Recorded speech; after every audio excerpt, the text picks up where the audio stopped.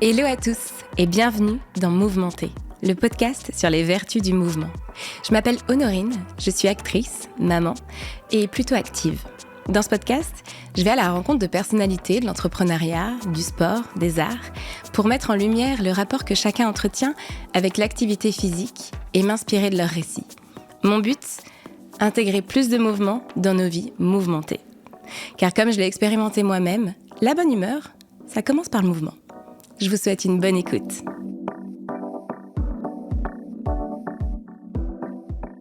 Dans ce nouvel épisode, nous allons plonger au cœur de l'histoire du running.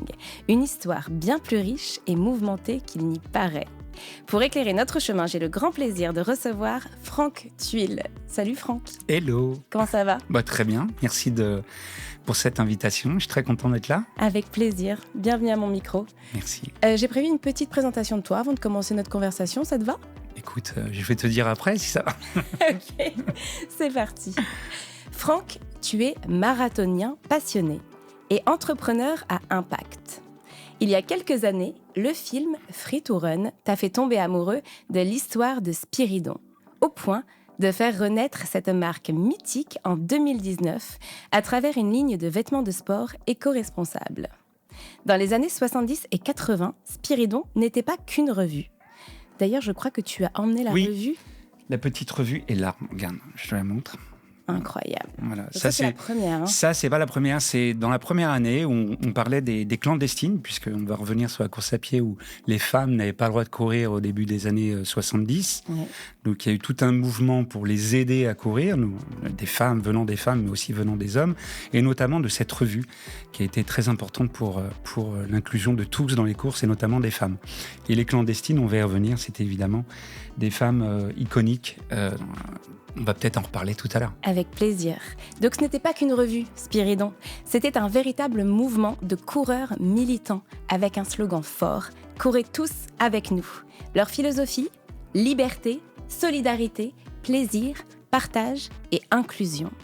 Aujourd'hui, on voit des milliers de coureurs partout. Mais il fut un temps où courir en public était mal vu, voire indécent. Et surtout, la place des femmes dans la course était quasi inexistante, jugée trop fragile. Spiridon a été une voie essentielle pour démocratiser la course à pied pour tous, et notamment pour les femmes. Cette histoire d'hommes, de femmes et de passion est à l'origine d'une véritable révolution sportive et culturelle. Si nous pouvons chausser nos baskets et courir librement, ce n'est pas un acquis tombé du ciel, mais le fruit de nombreux combats et de la persévérance de pionniers. Franck, tu vas nous aider à comprendre cette histoire fascinante et à nous rappeler que s'épanouir par le mouvement est une liberté précieuse. Mais tu vas aussi nous permettre d'aller plus loin en nous questionnant sur l'importance de s'équiper correctement avec des matières écologiques, loin du Made in China, pour notre santé et pour notre planète. Alors attachez vos lacets, car nous partons pour une exploration passionnante de l'histoire et des défis du running. C'est parti. Alors Franck, c'était quand la dernière fois que tu as bougé ? Ce midi. Ah oui, c'est ça. Ouais. En fait, je me suis trouvé un créneau depuis quelques temps. Là, ça va faire 2 ans maintenant. On a tous envie de bouger, et il faut bouger. On est dans un monde hyper sédentaire, beaucoup plus qu'on ne le pense en fait quand on voit les chiffres. Et le premier frein qui nous empêche de se bouger, c'est le temps. Et donc trouver son créneau, c'est hyper important, et ça dépend évidemment de l'activité de tout le monde. Pour certains, ça va être le matin, le midi. Moi, je suis absolument aussi d'accord avec d'autres que tu as pu inviter sur le podcast, comme Samuel, pour dire que le soir, il faut éviter. Le soir, c'est une activité plus douce. Faire des étirements, ou lire des livres, ou s'occuper de sa famille, par exemple. Mais voilà, moi, j'adore courir le midi, parce que ça me fait une vraie coupure aussi pour ma journée. J'ai ma journée du matin avec tous mes rendez-vous, et puis cette coupure le midi, j'ai l'impression d'être régénéré pour repasser pratiquement une nouvelle journée en étant hyper frais, quoi. Ouais, t'es organisé, voilà. C'est génial. Il faut peut-être aussi un petit peu de rigueur, parce que des fois c'est vrai que tu te dis j'ai pas envie d'y aller, quand tu sais que de toute façon t'as prévu d'y aller. Le petit tips que j'ai aussi, c'est de préparer ses affaires. alors que ce soit pour le matin ou l'après-midi, quand tu sais que ton petit package est prêt avec tes chaussures, tes chaussettes, ton maillot, ton short, c'est plus facile de partir vite, en fait, c'est malin. et d'enchaîner. C'est une très, très bonne idée. J'ai trouvé ça te permet d'être un peu obligé, en fait. Oui, parce que la sédentarité et moi, quand je me bouge, c'est aussi pour lutter contre ça, tu vois. C'est que je sais que j'ai des chiffres en tête qui sont totalement effrayants. Alors, je veux bien qu'on en on parle. vit à Paris, on a l'impression que tout le monde est hyper actif, sauf que dans la réalité des Français de tous les jours et de la moyenne, c'est une catastrophe, cette sédentarité. Tu veux des chiffres que j'ai retrouvés ? Ouais, vas-y. Donc, je les ai retrouvés, je donne mes sources, c'est sur le site de l'INSEP, où il y a un organisme qui fait toutes ces études, qui s'appelle l'IRMES. Et donc, en fait, sur ces études, on se rend compte qu'au 19e siècle, évidemment, les métiers ont changé entre les métiers du secteur du premier, secondaire et tertiaire. Évidemment qu'aujourd'hui, on est évidemment sur des métiers autour du tertiaire, donc beaucoup du service. Ouais. Mais au 19e siècle, on avait 8 heures d'activité par jour, voire un petit peu plus. C'est pas vrai. En 1950, on tombe déjà à 3 heures, entre 3 heures et 4 heures. Donne-moi un chiffre pour 2024. On est à combien en moyenne d'heures d'activité journalière pour les Français ? Au moins, je sais pas, au moins 2 heures. Tu vas au travail. Moins que ça. Moins que 2 heures. Moins que 2 heures. On est à moins d'1 heure. Donc, on estime aujourd'hui que l'activité physique, et on va revenir sur cette définition de l'activité physique, elle est aux alentours de 45-50 minutes, tout compris. Je vais faire mes courses, je vais chercher les enfants à l'école, je vais à la poste, je vais prendre mon métro si je dois aller bosser, je fais mon sport. Tout ça ne représente plus que 45 minutes d'activité pour les Français en 2024. Tu parles incluant l'activité physique. C'est même pas que le NEAT, tu sais ce qu'on fait en dehors de... C'est incluant le sport. Exactement. Et hallucinant. Mais c'est hallucinant. Donc, c'est bien, et tu vois, ça me donne la chair de poule le fait d'en parler, parce que c'est aujourd'hui ce type de programme que tu fais avec ton podcast, il est effectivement de santé publique, d'avoir ce type d'énergie pour le faire, parce que ça te prend du temps, c'est des investissements, etc.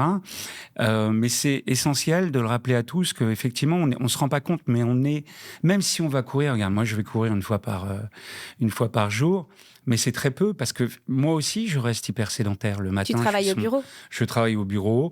J'ai du coup, avec l'évolution de la technologie, je fais beaucoup de visio, et ça se passe très bien, c'est génial, le son est bon, la vidéo est bonne. Bien sûr.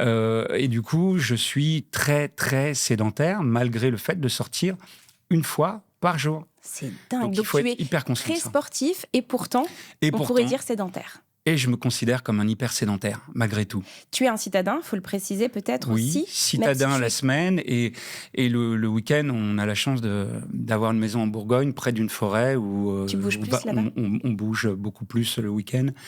On sort, on essaye même des fois de faire 2 sorties. Une le matin et une le soir.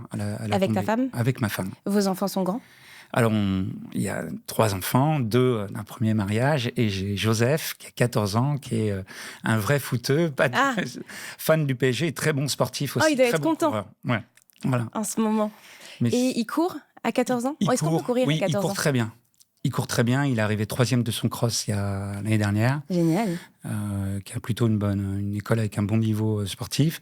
Donc non, il a des capacités pour courir. C'est bien pour les plus jeunes aussi.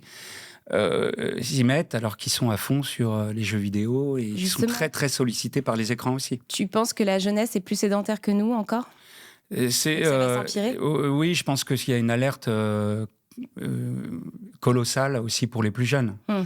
Donc c'est bien qu'ils aient des activités, mais malgré ces activités, il faut faire la somme à chaque fois de la sédentarité qu'on peut avoir, aussi bien les plus jeunes que pour nous. Petite question signature du podcast que je t'ai pas encore posée. C'est quoi la définition du mouvement pour toi ? Déjà, j'adore ce mot.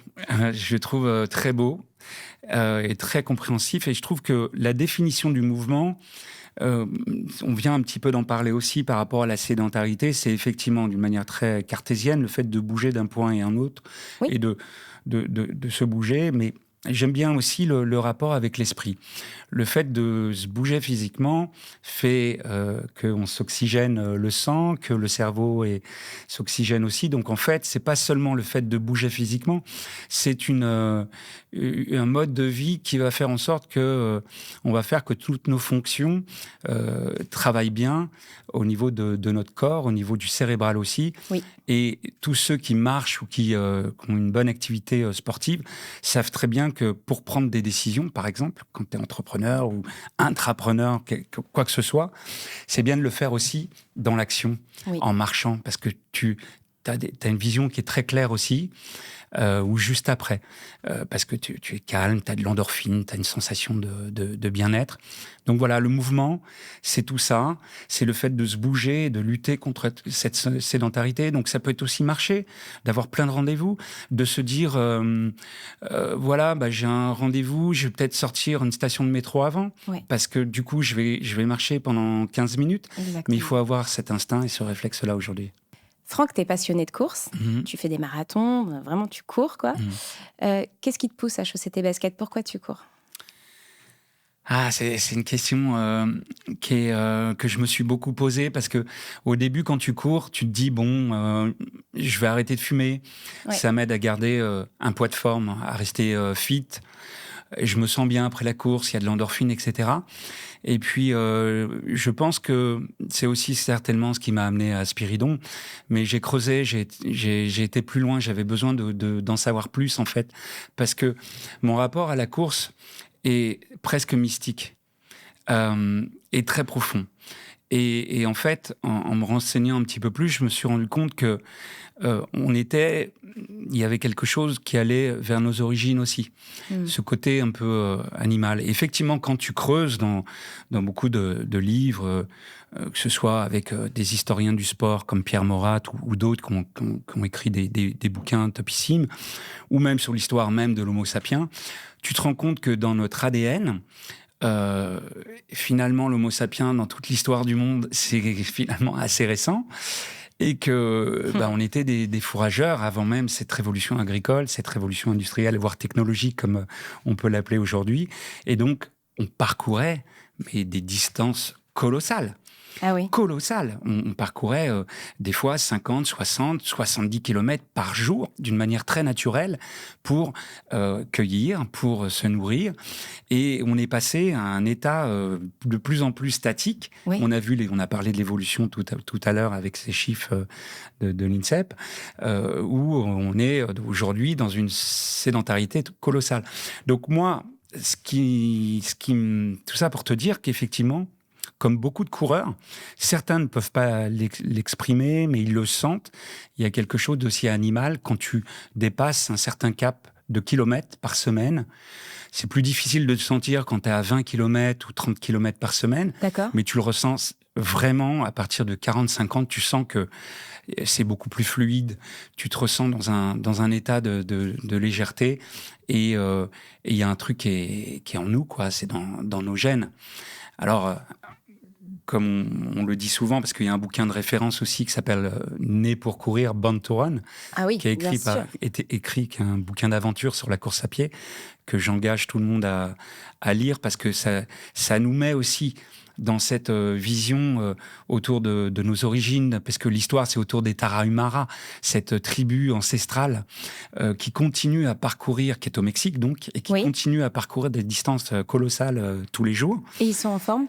Et ils sont en forme, c'est un mode de vie, et ce bouquin raconte tout ça, et donc il faut absolument le lire, et évidemment, on est transporté dans notre vraie nature, qui est de bouger. De bouger. L'état dans lequel on est aujourd'hui avec cette sédentarité n'est absolument pas normal. Bien sûr. Et elle crée aussi beaucoup de troubles, d'anxiété. Pourquoi on est aussi heureux en montagne, ou même à faire Compostelle, à se bouger, à se mouvoir dans la nature?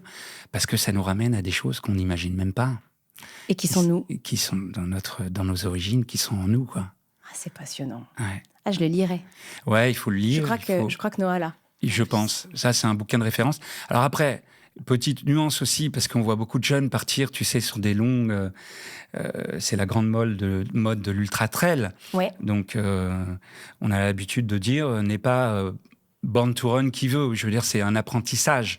Ça prend du temps. Oui, et puis il faut y aller par étapes. Il faut y aller par étapes. Tu vas pas te lancer dans une course à 320 km. Oui, on va pas faire la Avec diagonale des fous demain. 22 000 de dénivelé, comme ça. Bon, après, il y a de plus en plus c'est régenté, il y a de plus en plus de règles aussi pour participer à des courses, et heureusement.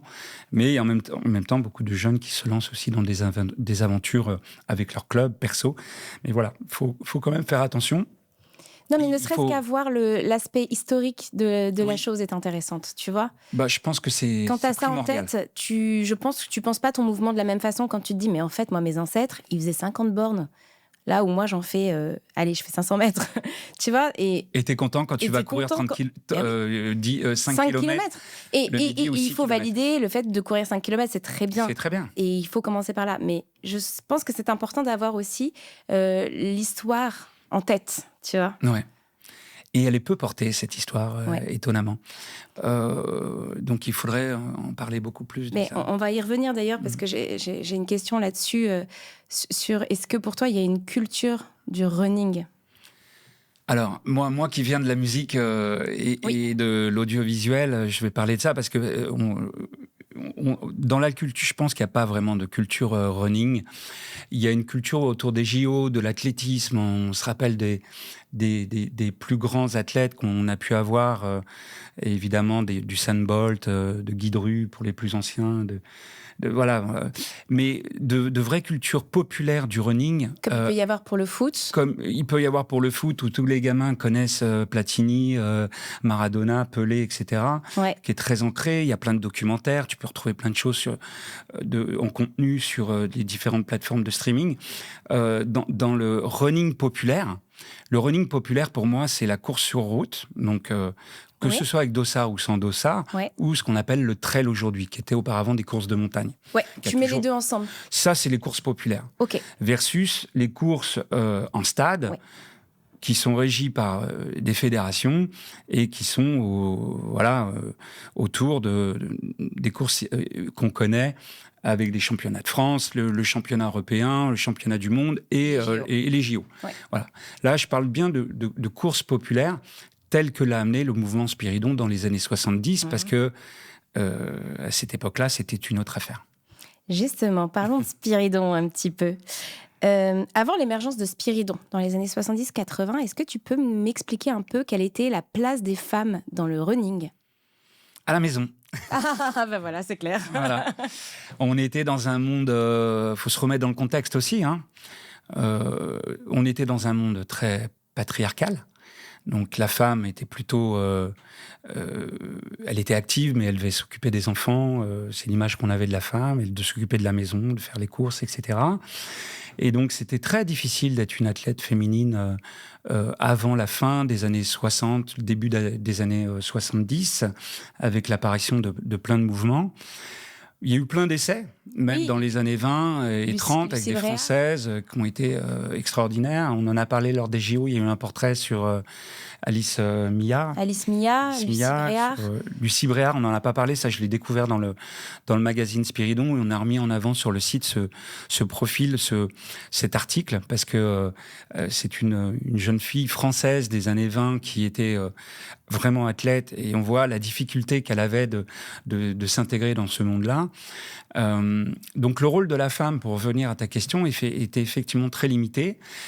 Les médecins, pour le coup, voyaient ça d'un très mauvais œil aussi. On leur disait qu'elles allaient avoir du mal à avoir des enfants, que ça allait déclencher des descentes d'organes, qu'elles allaient avoir des problèmes, elles allaient avoir des problèmes avec leur utérus. Donc tu vois, il y avait un mouvement qui était absolument contre le fait que les femmes aillent dans des courses d'hommes. Alors, on leur donnait des possibilités, encore une fois, sur les courses dans les stades, mais elles étaient limitées. Alors, c'était, suivant les pays, entre 800 et 1500 mètres. Ah oui, sinon, attention, elles vont se blesser, quoi. Sinon, attention, elles vont se blesser. Et puis surtout, les courses d'endurance fortes, surtout pas de marathon, parce que là, c'est pas possible. Donc voilà, c'est venu grâce au mouvement de magazines. Il y a eu Spiridon, tu as eu Runner's World aux États-Unis aussi, qui a participé dans les années 60 et 70 à démocratiser, à expliquer, et puis aussi, comme Spiridon, à prendre des risques, parce que ils ont mis des femmes aussi dans les courses, ils les ont invitées, alors que c'était des courses où tu pouvais voir masculines. Il y a eu des courses comme Marvejols-Mende ou comme Bon à-Fribourg, où tu voyais les gendarmes arriver quand même, parce qu'il y avait des gens qui se plaignaient. Ouais. Les gens se plaignaient. Ouais. C'était pas dans les mœurs. Donc voilà, il y a eu ce mouvement, grâce à ce magazine, qui a démocratisé et qui a voulu expliquer que la course était pour tout le monde, les plus jeunes aux plus vieux, que c'était pas seulement lié à une élite de stade, c'était pas seulement lié à une organisation des fédérations, qu'elle devait être disponible pour tout le monde. Et puis, au fur et à mesure, ce travail a été fait. Ça a pris beaucoup de temps. Hein, quand tu penses que le premier marathon autorisé pour une femme, c'était aux Jeux Olympiques de Los Angeles en 1984. Tu te rends compte ? 1984.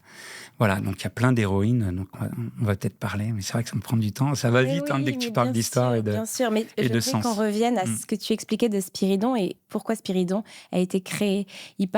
On parle de course libre chez Spiridon et de sortir la course du stade. C'est ça. C'était quoi vraiment ce qui a motivé l'émergence de cette revue ? C'est une petite bande de pratiquants, hein, surtout de courses de montagne en fait, et de courses sur route. Donc ils faisaient vraiment les deux. Tu vois, il n'y avait pas de scission. Qui peut y avoir un peu aujourd'hui quand même. Bon, qui vient, moi je trouve ça étonnant, mais qui vient peut-être plus d'un côté mode de gens qui n'ont pas encore eu l'occasion d'aller vers cette histoire et de comprendre que ça a toujours existé. Il y a toujours eu des courses de montagne et des courses sur route. C'est pas deux mondes à part. Et c'est génial de faire du trail, c'est génial de faire de la course sur route. Peu importe, il y a pas deux gangs, tu vois. Ouais. Il y en a qu'un, c'est course de coureurs.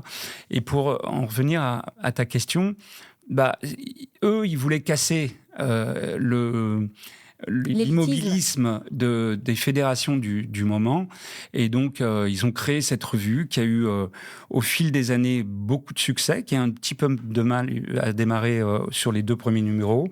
Et puis, ils ont fait un numéro, le 3e ou le 4e de la revue. Donc, on doit être en 72, 1972. Et là, ils parlent de montagne, de course de montagne. Et là, ça prend. Et c'était un abonnement qu'il fallait avoir sur cette revue. Et le gros des abonnés étaient français, mais il y avait évidemment des Suisses, très vite des Belges aussi. D'accord. Des Américains, des Canadiens et tout le reste de l'Europe. Et tout le monde a voulu porter ce maillot de Spiridon pour revendiquer la course libre. C'était un acte militant de porter ce maillot. Avec le logo que tu as là. Et il y avait écrit « Courez tous avec nous » ou sur certains, ils étaient comme le tien, et d'autres, c'était courez tous avec nous. Et donc, ce maillot est effectivement hyper mythique, et notamment pour les femmes, parce que quand on connaît l'histoire qu'il y a derrière, voilà. C'était vraiment le tout début. Hein. Comme je te le disais, il y avait côté Europe, Spiridon, avec ce magazine suisse, en langue francophone, et côté US, Runner's World, qui est un magazine qui continue d'ailleurs, et qui est mythique pour beaucoup de coureurs. Oui, je vois, très bien. Voilà. Aujourd'hui, est-ce qu'il y aurait des valeurs que Spiridon prenait à l'époque qui existeraient encore dans le monde du running ? Moi, je pense que, et c'est ce qui m'a plu dans cette histoire, parce que depuis 5 ans, j'y consacre beaucoup de temps. Ouais. C'est presque du mécénat, parce que c'est un petit label, et l'idée, c'était de proposer des vêtements qui soient dans les normes de ce qu'un coureur doit avoir aujourd'hui. Et puis moi, j'ai toujours été attaché aux vêtements, donc je me suis toujours habillé chez les créateurs. Et pour moi, c'était important qu'ils aient des belles matières avec des bonnes teintures. Et donc, les valeurs, c'était évidemment la liberté, l'inclusion de tous, la solidarité, la générosité. Et évidemment, le magazine était fait avec de belles photos. Les écrits sont sublimes. Tout est beau, quoi. Tu vois, il y a Il y a un magazine et un film qui en parle très très bien, qui s'appelle Free to Run, qui est présent sur beaucoup de plateformes. Il faut le regarder et il explique justement tout ce côté qu'il pouvait y avoir autour de la beauté de la photo, de la vidéo, de l'écriture. Et à quel point c'était un mouvement qui était hyper important, quoi. Et esthétique. Esthétique. Ouais. Et aujourd'hui, tu penses que le monde du running est inclusif et libre ? Alors, sincèrement, j'essaye de m'écarter de tout ce qui me semble négatif. Je pense qu'aujourd'hui, on parle beaucoup de performance. Parce que quand tu écoutes des podcasts de course à pied... non pas qu'ils aient la volonté d'aller à fond sur la performance, parce que je pense que dès le départ, ils ont aussi parlé un petit peu de culture, etc. Mais tu es toujours lié aussi à la demande de tes auditeurs. Je pense qu'il y a beaucoup de demandes autour de la nutrition, autour de la performance, et qu'il ne faut pas oublier qu'avant tout, c'est de se faire du bien, c'est de bouger et d'appréhender aussi la course à pied. Sans être dans un clan, comme on le disait tout à l'heure. Tu peux aimer la course à pied pour le bien-être, être en dehors de notions de temps, prendre juste du plaisir. Et en même temps, tu peux aimer les athlètes qui réalisent des temps, tu vois, il n'y a pas de... Mais merci de le dire, c'est trop important, quoi. Il n'y a pas à séparer les deux. Il ne faut pas séparer les deux. Tu peux être expert et amateur, tout est possible du moment qu'on se bouge, quoi. Il n'y a que ça qui compte, quoi. Exactement. Et Spiridon était comme ça. Ouais. Et parce qu'il diffusait dans le magazine aussi, il n'y avait pas Internet, et donc il diffusait les temps des athlètes du monde entier, des différentes courses. C'est donc génial. Les gens aussi l'achetaient pour voir les différents temps des athlètes du monde entier. Tout en parlant c'était le Strava de l'époque, c'était Spiridon. Le Strava de l'époque, tout en parlant de ses valeurs autour du bien-être et de l'importance de la course à pied pour sa propre liberté. Voilà. Il y a un truc très à la mode en ce moment, c'est les running clubs. Oui. Je ne sais pas si tu fais partie d'un running club, mais est-ce que pour toi c'est quelque chose de positif ? Est-ce qu'il y a des choses à retirer d'un running club ? Ah, moi je trouve ça génial parce que lambda. Ce qu'il faut savoir, c'est que dès les années 80, il y a eu beaucoup de clubs. Début des années 80, il y avait ce qu'on appelait les Spiridon Club. Il y en avait partout dans le monde. Il en existe encore un tout petit peu. Oui. Voilà, mais ils ont disparu au fil du temps. Et comme tu le dis, il y a un vrai renouveau qui est fait par des plus jeunes qui ont un vrai esthétique. Une vraie esthétique sur la photo, sur la vidéo, très douée sur les réseaux sociaux. Et c'est aussi un moyen comme Spiridon, avec ses valeurs de l'époque, de se rencontrer et de prendre plaisir ensuite, après une course, d'aller boire un café, d'aller boire une bière et de rencontrer des gens. Voilà. C'est vrai, hein. Soit pour rencontrer des gens à titre amical, mais aussi pour rencontrer des gens, pour remplacer des applications de rencontres sur lesquelles ils ont beaucoup été quand même sur les 15 dernières années. Donc c'est quand même mieux qu'un Tinder ou autre, d'aller rencontrer des gens dans la vraie vie, en plein air. Et voilà, et ça explose, il y en a beaucoup, beaucoup.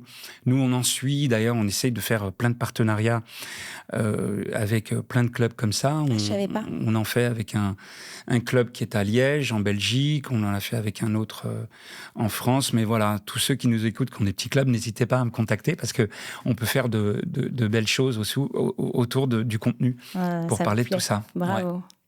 Ouais. Dans notre présentation, j'ai parlé de l'importance de s'équiper correctement et tu en as parlé aussi.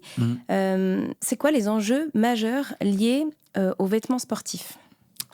Alors, c'est pas parce qu'on achète un vêtement technique qu'il faut se dire je suis bien équipé, c'est bien. D'accord. Si je vais acheter mon t-shirt Adidas, c'est pas forcément pour ça. Je dis Adidas, Nike ou autre. Non, il sera pas forcément bon. Moi, je suis hyper flippé sur tout ce qui est teinture. Et encore une fois, j'ai toujours été dans cette culture avec ma maman qui nous amenait, même très jeune, dans des belles boutiques, même si on n'avait pas spécialement les moyens de le faire. Mais on s'achetait quelques pièces par an, vraiment très très peu, donc très peu de pièces achetées, mais des pièces qui nous duraient longtemps. Wow. Et très vite, j'ai toujours, moi, suivi la mode, suivi les créateurs. J'ai travaillé chez Comme des garçons quand j'étais étudiant, et du coup, j'étais bien. Et c'est une aventure qui a duré 1 an et demi. Donc je suis très éduqué et on va dire, j'ai un focus qui est très fort sur les matières, sur les teintures. Ouais, tu es sensible à ça. Très sensible à ça. Et donc, oui, je dis, achetez-vous une pièce. Vous courez. Vous avez les pores qui sont en éventail, là, comme des pâquerettes qui aspirent tout. Arrêtez d'acheter tout et n'importe quoi. Achetez-vous un beau t-shirt de créateur. Vous savez que vous avez des teintures qui sont faites dans l'Union européenne. Parce que tout ce qui vient malheureusement de Chine, il y a énormément de... Même les grandes marques n'arrivent plus à suivre. C'est un vrai Far West. Parce qu'il y a de la sous-traitance et des fois de la double sous-traitance. Donc tu penses que tu as visité une usine en Chine et puis finalement le truc qui part en sous-traitance, c'est ingérable. Moi, maintenant qui suis dedans depuis 5 ans, je sais que c'est extrêmement compliqué pour les grandes marques, même pour des Patagonia, où on a une image extraordinaire, et clean. Mais il y a eu des scandales autour des yogourts sociaux et autres, Decathlon qui était aussi dans un petit scandale il y a encore quelques mois. Donc je pense qu'il vaut mieux s'acheter quelques pièces, vraiment des belles pièces de créateurs. Et il y en a en Europe, il y en a en France qui font très bien les choses. Il y a toi. Il y a moi, mais il y en a d'autres aussi. Donc voilà, où vous êtes sûr de votre matière. En plus, elle est anti-odeur, anti-UV. Et un effet qui fait qu'elle est durable. Nous, on fait un polyester qui est fait en France, en Isère. Il y a un effet coton, donc tu n'as pas ce côté rêche du polyester. Comme le t-shirt bleu. Comme le t-shirt bleu que tu peux avoir. Oui, je vois ces matières un peu sportives, très légères. Tu n'es pas obligé de le laver à chaque fois, parce que le truc hallucinant, c'est qu'ils sont anti-odeur, donc tu n'es pas obligé de le relaver à chaque fois. C'est écolo. C'est écolo. Pareil pour les chaussettes, c'est complètement hallucinant. Dès que tu as des bonnes qualités de matière de chaussettes, c'est pareil, ça sent rien, c'est complètement dingue.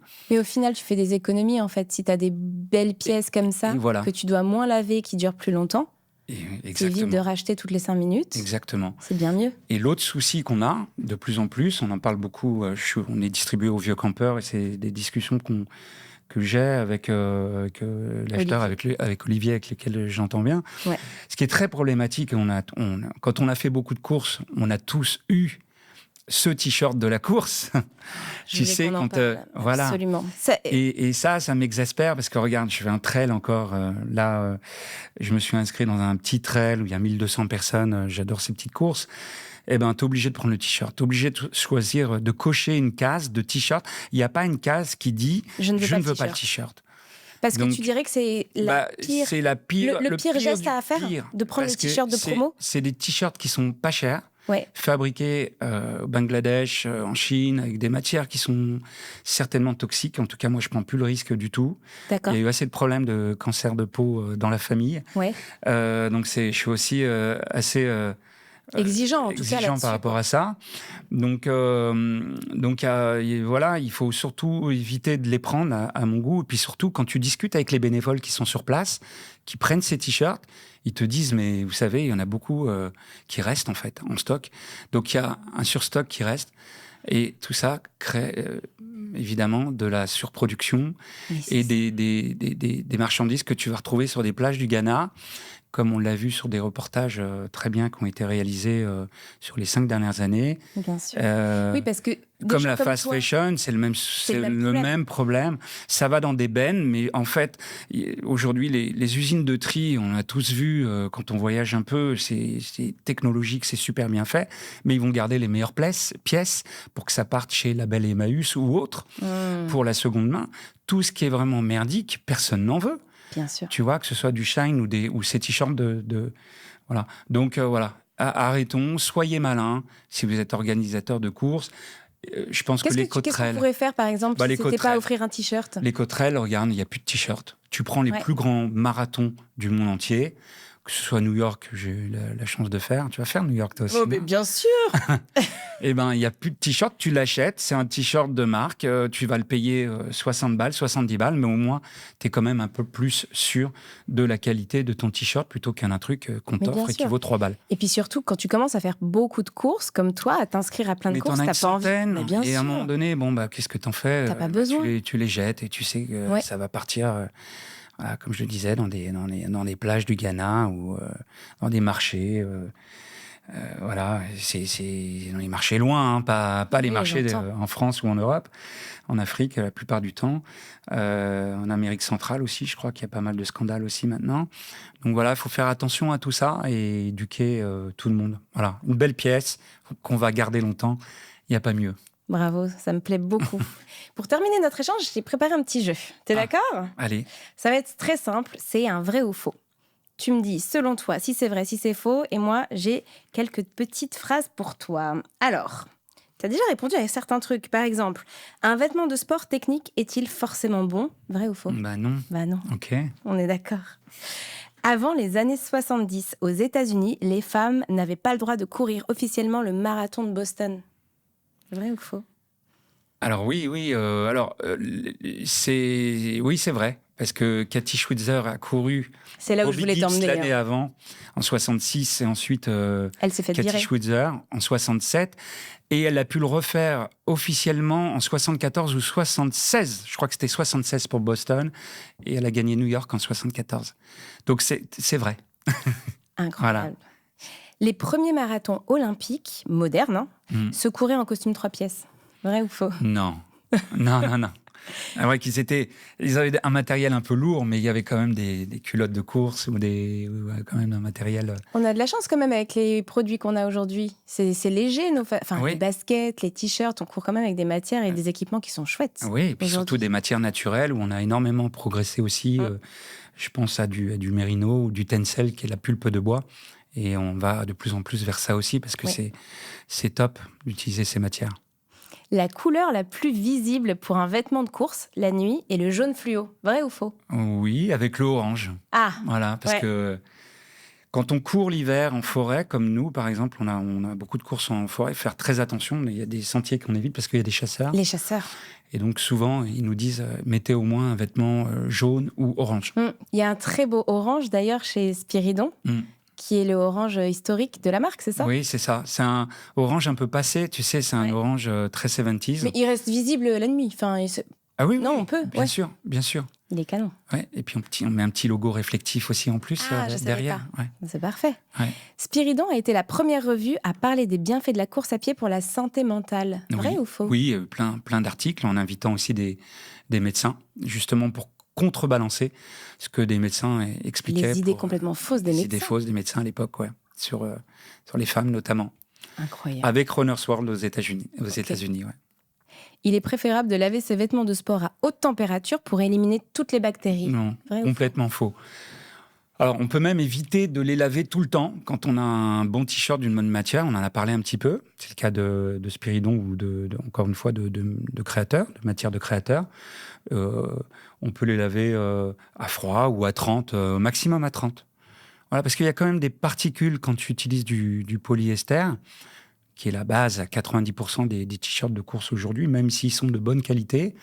Tu as des petites particules qui peuvent partir dans la machine, donc il faut éviter d'aller trop haut en température. D'accord. Et dernière question, la course la plus longue du monde dure plus de 30 jours, vrai ou faux ? Aucune idée. Ah non, parce que ça bouge tout le temps en fait. Ah oui. Comme on est un peu la course à l'échalote par rapport à la durée, à la performance, etc. Je sais qu'il y a la Swiss Peaks, qui est une course qui est encore beaucoup plus... C'est 2 fois l'UTMB, je crois. Attends, on parle de quoi comme distance c'est toutes les Alpes aussi, mais Oh là là. Et je sais pas. Après, tu as des courses aux États-Unis aussi très très longues. Après, tu as des raids. Tu vois, tu as des gens qui partent faire des raids. Oui, mais ça, c'est pas 1000 km. C'est pas balisé, ça, si. Non, voilà. Alors, écoute, moi, j'ai la réponse, donc c'est vrai, et ça s'appelle la Self-Transcendance. C'est une course à New York. Ok. Je sais pas s'ils font des tours, j'en sais rien, mais en tout cas, les gars courent 52 jours. Ok. Pas mal. Pas mal. Faut être bien préparé. Ouais, c'est clair. Hyper bien préparé. Ouais. Franck, merci beaucoup d'avoir été à mon micro. Merci, j'ai l'impression que ça fait 10 minutes qu'on a commencé. C'est passé vite, hein. Oui. On a déjà fini. C'est dingue. Eh bien, je te dis à très bientôt et merci. Merci. Ciao. Au revoir. Voilà, c'est la fin de cet épisode. J'espère que vous avez apprécié cette conversation et que ça vous donnera envie de mettre plus de mouvement dans votre vie. N'hésitez pas à vous abonner et à laisser un avis sur le podcast, ça nous aide beaucoup. Et je vous donne rendez-vous la semaine prochaine pour un nouvel épisode. Et en attendant, je vous souhaite une semaine mouvementée.